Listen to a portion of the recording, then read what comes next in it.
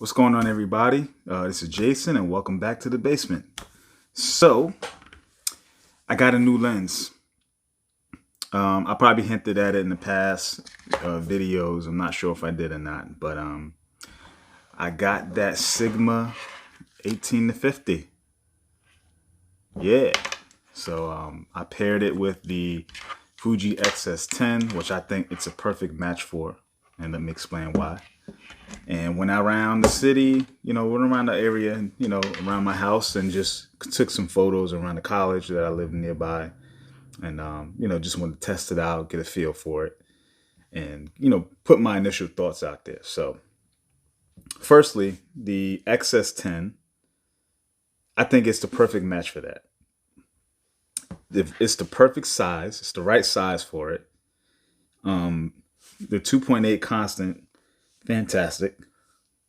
The XS10 has IBIS, so you're not missing out on stabilization the way you would on another body that was not stabilized, like my XT2, right? And I think that's where probably most people are going to compare it to the 18 to 55 by Fuji and, kind of argue why you need that. It's a better lens because it has IBIS. Well, it's a trade-off, right? Most of the newer Fuji bodies are going to have the IBIS. So it's redundant in a way, or not as critical. And then you have f4 on the 18 to 55, where you have constant 2.8 on this lens. And then other than that, it's pretty much the same size, similar in weight. There's really no difference in that regard. So it's really about, those two features, IBIS and the aperture being constant.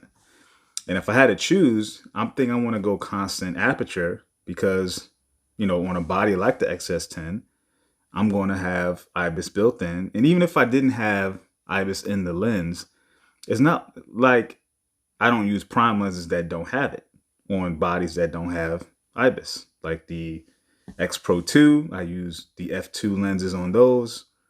Who cares? I get it. For video, it probably makes a difference. But even then, I think technique is going to override IBIS.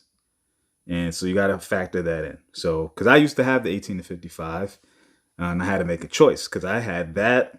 I had the 18 to 135 and the Tamron 17 to 70.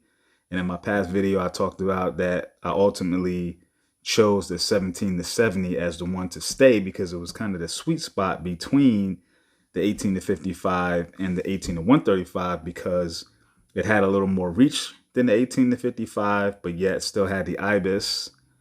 And then, had the constant aperture of 2.8 that neither one of those lenses had. But the 18 to 55 did have it at the wide end. So I felt that that was the lens to keep. And I still have that lens, the Tamron 17 to 70. And I do intend to keep it because it's a different proposition lens. It is bigger, but it does have the IBIS, which on a non-stabilized body like we talked about, I could use. And I will use on, like, say, an XT2. And it has a little more reach. So, for my style of shooting, especially when I'm shooting with someone, like say my wife, she probably will use the XS10 with the 18 to 50, and I will use the XT2 and the 17 to 70, and we're, pretty much be covered for an event with two shooters, right? And then we have our prime lenses if we wanted to get something specific or, whatever. But anyway, so yeah, so the 18 to 50 is great. I think perfect for the XS10 because if you look at the XS10, the body is made for a lens without an aperture ring. And I think that's what we are not considering when we, some people might gripe that the 18 to 50 doesn't have an aperture ring. But on a body like the XS10 and even the XH series, the new one, the XH2 and 2S, they don't have the traditional dials the way the XT line has or the X Pro. So the aperture ring is kind of not needed per se. It's nice to have and it works.